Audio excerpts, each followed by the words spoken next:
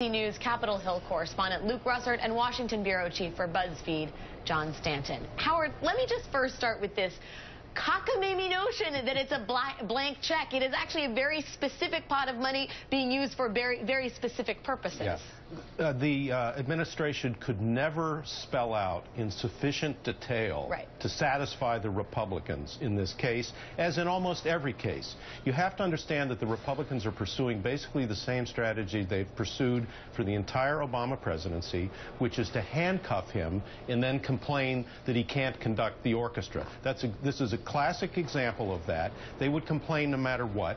And I think it's pretty clear to me that they want what they regard as a hot issue for them to complain about, and you know that because they really have. First of all, they said no to one of their own members' proposal just today, and they don't really have a comprehensive proposal in the Republican Party, on the Hill, or anywhere. So they want to complain and then blame the president. That's basically what it is. I saw Harry Reid yesterday. I asked him what he thought the prospects of a bill were, and Harry Reid, as usual, was kind of grimly determined, but he didn't sound all that optimistic. That is an adverb that goes with Harry Reid, grimly whatever. Determined Harry Reid. John, is an expectation that there will be some horse trading to get this done? I mean, what are the prospects of survival or success for this bill? I think it's pretty unclear right now, honestly. Right now, yesterday the Republicans had a conference meeting, and during it I was told that mostly it was what was described to me as unhelpful commentary from the members of the GOP. They were sort of, talking about this in broad terms. They weren't really talking specifically about the president's request or what they might want in return.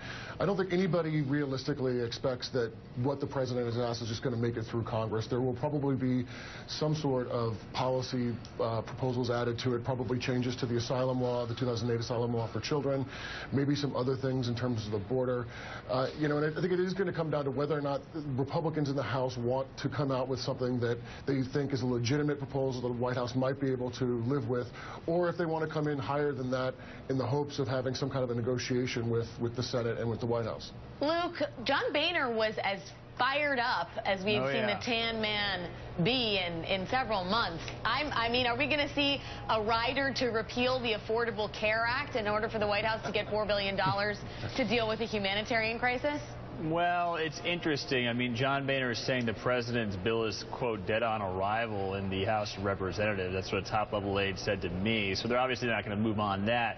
I think what John said, though, is quite interesting, which deals with that human trafficking law back in 2008. This is an issue right now that's splitting Democrats. The more progressive Democrats don't want to change that because they see this as a bargaining point they have in the immigration fight, whereas if a child does not come from Mexico or Canada, they can't just be directly sent back. That was done to deal with human sex trafficking. They have to go through this court process, which is why there's a holdup right now. I pushed Nancy Pelosi on this point earlier. She said she personally opposed repealing it, but that'd be something she'd be willing to give up in return for perhaps large-scale funding. So that's something to keep an eye on. But I just want to reiterate the to you on your show since its inception, Alex, the two things at play here. Number one, the talk of border security. We still cannot quantify what border security means through the prism of the House GOP leadership. Number two, you only have 40 House Republicans that have 20% or more Latino districts. They like this, surprisingly or not. Luke, this is beneficial to them.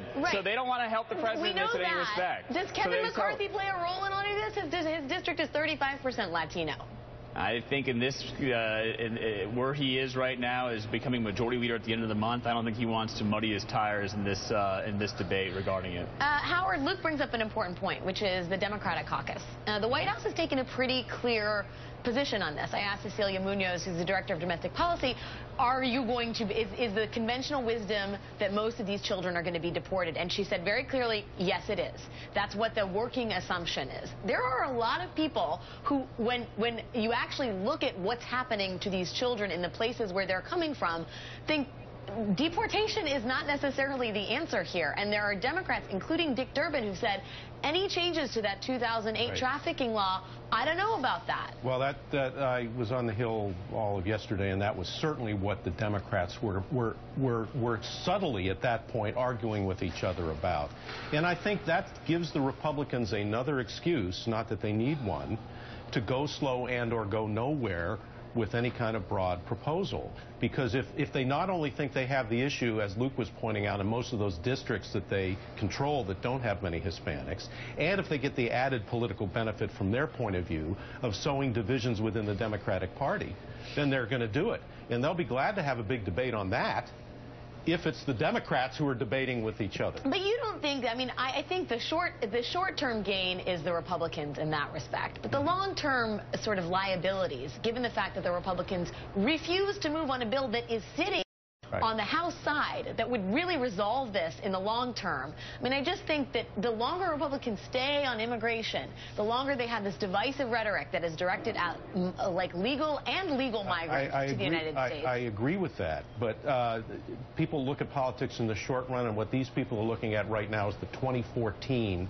midterm congressional elections, and they're looking at picking up, the Republicans are looking at picking up gains in red states and other states based on fear of immigration and the pictures that you see from the border that they helped create by not going for a comprehensive bill. You know, John, the root of this problem is in large part in Central America. I know that BuzzFeed today has some of the ads that the State Department is running in Guatemala, El Salvador, and Honduras, discouraging people from sending their children thousands of miles north.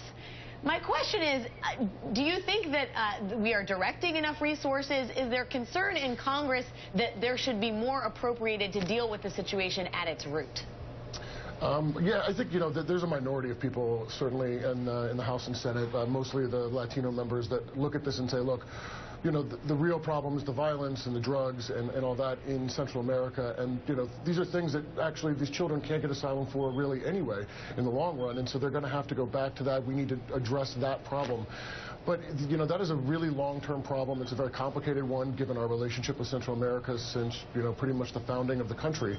And, you know, the notion that we're going to be able to sort of dump money at that and somehow that's going to fix it is being questioned not just by, you know, conservatives and Republicans, but even by some who are sympathetic to the notion that we need to address that problem as opposed to just trying to stop the flow of kids into the country. You know, Luke, I thought Nancy Pelosi was really right to focus on the fact that these are children we're talking about. These are not the what is it? Those cantaloupe-sized calves who are drug mules that some in the GOP would like to characterize all undocumented workers as being. But these are children that we're talking about, and children who have made a terrifying trek north and are just trying to seek a better life and perhaps be reunited with their parents in the United States. That would seem to be a very potent line of argument for Democrats and actually for this White House if they're trying to have a more nuanced discussion over what to do here. Well, I think that's the saddest thing about this, Alex, is it's turned into 2014 midterm election politics. When you see those images, they're horrific. You literally have children sleeping in a large-scale prison within the United States borders. And that definitely pulls on the heartstrings, I think, of members of both the Democratic caucus and the House GOP conference. The issue is that as emotional as that gets, that doesn't pull on the heartstrings enough that they would abandon the 2014 politics on the Republican side. And they also do believe that this is the president's problem, that he owns it, and they want to let him own it, and they don't necessarily want to move forward in any constructive way.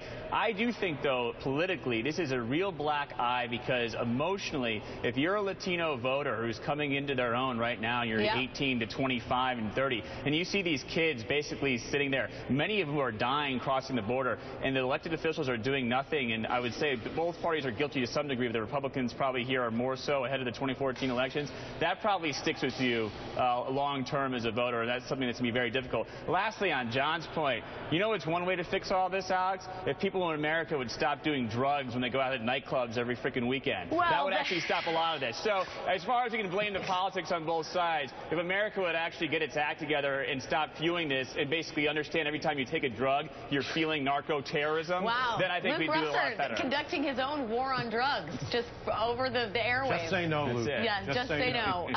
Howard, real quick, White House. In terms of their response to this, we know that this is a crisis long in the making. The White House has said that. They've said they've been this for months now. The president did not need to go to the border because what are photo ops?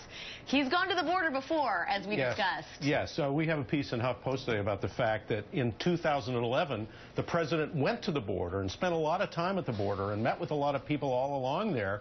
And Senator John Cornyn and Governor Rick Perry said, what a waste of time. we don't need photo ops. What are you doing there, Mr. President? So it just shows you that how much politics is involved in this thing right now. Hypocrisy, thy name is Republican. Howard Fineman, Luke Russert, and John Stanton, thank you guys all for your time and thoughts. Take care. Good to be here.